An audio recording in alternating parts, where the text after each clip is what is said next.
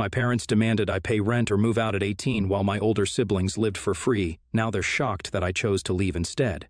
I'm female, 18, and my two older siblings, Becky and Cass, 24 and 28, are being given preferential treatment by my parents, and I think it's really unfair. We live in a big house in the suburbs, and growing up, Becky and I shared a room. Cass also stayed with us until she graduated college and then moved out when she was 21, then back here, and I got two separate rooms. Now I basically have a private space in this house that I really like and enjoy. But due to my parents' desire to retire early, they want me to start paying a pretty exorbitant amount as rent to stay. Even though my two sisters were here, and one still is, rent-free. Let me explain. So, Cass stayed at home during college because she didn't want to go through the hassle of moving out and finding a roomie leasing, yada yada yada. She left when she graduated because her job was out of state and she needed to leave. Becky also stayed at home during her college years, but she hasn't been able to find any good work and has fallen into a slump. She doesn't even bother looking for jobs anymore and just stays at home all day. My parents are worried about her mental health, and I am too, but their way of dealing with it is just to walk on eggshells around her all the time. Nobody mentions her unemployment or the fact that she's still staying with her parents. I don't think this will help her change her circumstances, but at least it will stop her from spiraling or lashing out. Anyways, my parents were looking at their finances with their accountant last year and realized they could retire around the time I turned 18. It's always been a goal for them to retire before turning 60, and it's possible for them now with one small catch. It won't be possible if I'm staying at their house because the added cost of upkeep, groceries, etc. isn't in their monthly living budget, something they've already stretched thin because of Becky. To deal with this, they would either need to keep working for the next 5 to 7 years or come up with a way to pinch pennies with two other dependent people in the house. Now, I also know that my parents really want to remodel the house once everyone has left the nest. My room is going to be turned into Mom's study room, and Becky's room was supposed to be turned into a man cave. Neither is going to happen now in the foreseeable future, and I also felt bad that my parents couldn't achieve their dream. In a way, I also felt guilty because I was an unplanned kid, and it meant that they had to spend a lot more than they expected on me. I tried to understand that point of view and did my best to mitigate the financial stress they had. I was always a super bright kid, and I really buckled up and worked hard in the fields that interested me to get a partial academic scholarship. I broke the news to my parents, and they were happy for me. They even took me out for a celebratory dinner. I was feeling really proud about being able to contribute towards my parents' financial stability. But at the dinner, what my dad asked of me made me upset. As we were waiting for the check, he said, "Up, this surprised your mother and I. You're a lot more mature than we thought, and we think you can take on even more responsibility. I discussed this with your mom and well, we want you to pay rent when you turn 18. I thought he was joking at first, but he was serious. I was taken aback because we weren't in any financial trouble, and none of my siblings had to do the same thing. When I brought that up, my mom chimed in and said circumstances were different earlier. I mean, we hadn't projected this much spending when Cass went to college, and Becky, well, you know that she's in a rough spot. We just need a little money to keep things on track, and if you go to an apartment or dorm, you'll have to pay rent anyways. I know you have some money saved up, and you can always get a part-time job." I didn't really know what to say, and we agreed to discuss this later. When that dinner happened, my 18th birthday was 2 months away. In those 2 months, my relationship with my parents got a whole lot worse. They gave me a monthly rent that was super high, like much higher than renting out an apartment with a few friends. When I asked about it, my mom said she set the price after looking at jobs I could do and based on the things we do for you. She wants me to pay for the fact that groceries are bought by them, and they do the dishes and clean around the house more often than I do. First off, why is she charging me like I'm going to live in a hotel? I literally pull so much weight around the house. I do chores, walk the dog, drive down and get groceries when needed, and my sister just lays around at home all day.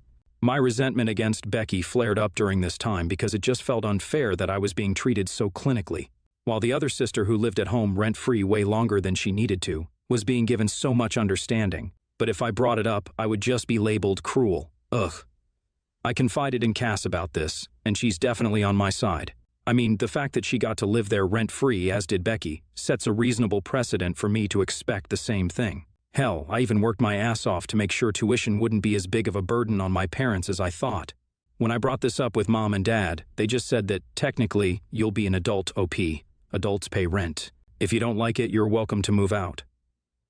Oh my God, they were so condescending about it too. And the double standards when it comes to Becky. She's clearly their favorite child. I know that it seems spoiled to not want to pay rent. I mean, after all, My parents are still paying for college, but I don't get it. Why can't they just wait a few more years? All this talk of me pulling my weight is really making me feel like a burden, and God knows I had enough trouble with that. After tons of arguments with no change in my parents' behavior, I decided to take matters into my own hands. I secretly researched apartments near my college and even found roommates by being active on the college's social media and informal Discord servers. The cost of living, with rent, utilities, groceries, everything, was still like $100 cheaper than the rent my parents were asking from me. So, on my 18th birthday, a moving truck showed up in front of the house. My parents were confused until I told them since I'm an adult, I'm going to be moving out of the house. They both looked like I had slapped them across the face and acted like I was betraying them, even though I only did what they snarkily implied. I've moved into my new apartment, and I and my roomies had a little party to celebrate my newfound adulthood since everyone already knew the story of how douchey my parents were. My phone has been blowing up with calls from my parents all this time, but I haven't replied. I'm starting to feel a little guilty about how I moved out so abruptly because it's clear they didn't get time to process that I was going to leave. AITA for moving out? Update 1. I am loving college. This place is great and I'm doing really well financially too. Even before I was 18, I was doing freelance work, video editing. That's where my savings come from. And I've been able to dedicate even more time to that after graduating from high school. I make decent enough money to have a rainy day fund and fun money after rent and everything else. I'll say this, I'm definitely not missing staying at home. My roommates are also nice. Sometimes we argue about things like doing the dishes or the correct way to put TP on the hanger, paper facing out for life. But they do their chores eventually, and nobody's a massive slob. However, when I finally spoke to my parents, it was clear that they had been seething all this time. They both said that I had been super disrespectful and this wasn't the right way to do things, and they threatened me by saying that if I didn't come back and live under their terms, they would stop paying for my college. It was nice while it lasted, guys, but I don't think I would be able to stomach that. I don't know what my options are right now. I guess I could take a loan, but I'm not sure how to go about it. I feel like I've been backed into a corner by their threats, and I might have to go back and pay them rent like they want. I genuinely don't want to do it because I feel like this whole episode has made me lose a lot of respect for my parents. But I'm running out of options. Update 2. I got a call from Cass, and I was really happy to know that she went off on Becky and my parents were threatening to cut my college tuition. Apparently, it started after. Becky called her complaining that stuff doesn't get done around the house because I did a lot of chores, and that's when she scolded her. Eventually, our parents got on the call and Cass found out that they were thinking of cutting my college tuition. She went ballistic. She told me that until my parents apologize to me, she's not speaking to them, and that she is also going to fly in after a week or so to sort this whole mess out. I haven't heard from my parents about this episode though, but she advised me to simply cut them off. I'm so happy that my sister is there for me, and I'm going to wait and see how we can figure out how to move forwards. Update 3. Cass has just left after staying at my apartment for a couple of days. I heard her say she was proud of me, and I felt reassured about the choices I'm making. She also co-signed on a student loan with me and walked me through the process. I won't have to pay it back until I get a job. And I also got her word that she'll help me out if anything happens to me in college or to my living situation. Both of us are still NC with my parents because they haven't bothered calling me or apologizing, but honestly, I could care less. NTA. Your parents are using you as a free maid in a piggy bank. NTA. Why are your parents acting like keeping you around the house is a chore? If anyone is the burden, I would say it's Becky. Although, of course, I don't know the full situation. You did the right thing by moving out and showing your parents the reality of living without you. Next story. I like cooking. When I'm with my mom's stepdad, I cook a lot with my stepdad's mom, my step-grandma. But when I'm at my dad's, that mom's house, one weekend a month plus some holidays and summers, things are different. My stepmom is not a good cook. I'm sorry, but she's not. She has sensory issues. She doesn't cook meat, barely any spices, and a bunch of other things. She also just undercooks, overcooks, undersalts, all of that. In the past, I've kind of tried to help her and cook with her and being like, what if we add lemon? But first of all, she doesn't like my input. She wants to do things her way. And second of all, there's sensory issues, so she doesn't want to cook differently than she does. If she ate what I made, she would not like it. At their house, my stepmom only cooks foods that she's comfortable with, which, since my dad never cooks, means any home-cooked meal is something she eats. She doesn't care what any one of us eats when she's not around, like a friend's house or takeout. Officially, if we're like at a restaurant or if I make my own food for dinner, she also doesn't care. Like if we all go to a restaurant, they wouldn't stop me from ordering a burger, but she would be kind of uncomfortable. Not mad, just uncomfortable. For her, it's the smell mostly, but it's also kind of a mental thing. I don't know how to explain it. She's in therapy. That's why I think she's able to pretend like it's okay, but because it bothers her, what would happen is that my dad would order vegetarian. Their kids, 3/4 would get something like kid-sized grilled cheeses, and I would maybe order like a chicken burrito instead of a steak. Or like if my dad got takeout, he would throw away the bag in the downstairs trash or leave it in his car so she didn't have to smell it. I've been cooking more and more. I like cooking and do it a lot at home, but like I said, her food is so bad. That's also a motivator. I eat meat and also cook with spices and strong flavors, but my dad came into my room last night and said, out of courtesy, could I stop cooking so much, and tried to eat what I was served more. I said to my dad that her food was both bad and boring. I wouldn't say this to her face, obviously. My dad said I needed to go with the flow and couldn't always have my own way, and to be honest, I can't act like I haven't noticed her not being anywhere in the kitchen, like going to the bedroom, if I'm making myself dinner, to be honest. But I said basically that this was her problem, not mine. Why should I have to cater to what someone who isn't even eating the food?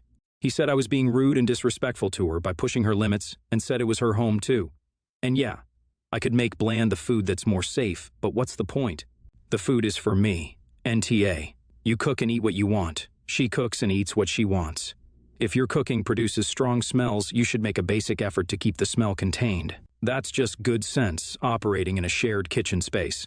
Beyond that, if stepmom has a problem looking at your food or thinking about your food, then it's her problem. NTA. I do feel like there is a compromise somewhere here, since you all have to live in the same space and both want to be comfortable there. Maybe you cook a little less, or if there is a particular smell she absolutely hates, avoid that, or let her know in advance when you're cooking meat so she can take a walk. I don't think you should have to eat bland, undercooked food that you don't like all the time. However, you should be considerate of the other people around you to an extent. Next story. I, 33, female. I'm getting married in a little over 6 weeks. I announced my engagement last year in January and asked my best friends to be bridesmaids. One friend, Lucy, 32, female, was already pregnant, would have a 6-month-old at the wedding, and a month or two after another, Sarah, 33, female, announced she was pregnant, would have a 3-month-old at the wedding, none of which bothered me in the slightest. I requested the babies didn't come to the ceremony, but are more than welcome for the rest of the day. Both babies have been born now, and both Lucy and Sarah have been exclusively breastfeeding. Lucy has eventually managed to get her little one to feed from a bottle. This is of her own back with no pressure from me. I understand the children are young, and it can be difficult to leave them for a full day. Just in time for the hen party, which is Saturday. Sarah is having trouble with this and has announced that her significant other will be around the bars we will be in with her baby, so he can bring the baby to her to feed. I'm not sure this is appropriate and told her one bar specifically doesn't allow children, to which she replied, "Oh, significant other will have to go next door then." Turns out she had planned for her significant other and baby to be in the bars with us, just at a different table. I told her if it's that much stress for her, maybe just come to lunch and then go home to her child. She said that no, she doesn't mind breastfeeding her at the bar. It will be fine. The other bridesmaids and I were quite confused and said, "Surely you're not suggesting bringing your 2-month-old child on a hen party?" I told her straight there would be drinking, swearing, and God knows what else going on. It's just not appropriate. Which she took offense and is now hardly talking to any of us. My question is, was I too harsh? Is it okay for her significant other to follow us around bars and restaurants with their baby? Ada? Edit, to be clear, she won't be drinking at the bachelorette, so no problem with breastfeeding. No smoking in bars in our state. Edit 2, thank you for the opposing opinions, some I hadn't considered. NTA, but I think there's a compromise to be made here. It sounds like she's really going out of her way to try and be there for you. I get why you don't want him in the actual venues you'll be in, but if he can hold up nearby and she's willing to pop out every 3 hours, then that kind of sounds like a win-win. Nah. I mean, that doesn't sound like much fun for her, but I suppose if she wants to step away for a bit every few hours to feed her baby, that's not the worst thing in the world. Not saying breastfeeding being a parent is a medical issue, but in this context, I would say it is similar to someone who has to step away to check their insulin every couple of hours. A pain for her, but not a burden on anyone else. It's not as if she is planning on bringing the baby around with her in a stroller. I can see why this might feel weird to you, knowing she may be distracted by this, having her significant other as a semi-participant in the hand party. But it honestly sounds like she tried to come up with the least intrusive way possible to still participate in the hen party while also caring for her child.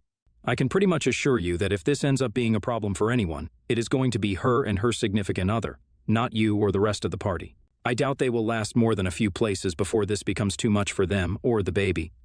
To be honest, I am guessing that she is struggling right now.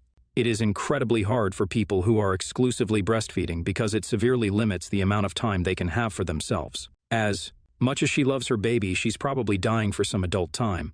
I don't think you need to change any of your plans for your hen party or alter your behavior in any way during the hen party to accommodate her plan. But I do think it would be gracious of you to tell her that if she wants to try and make this work, that it is okay with you.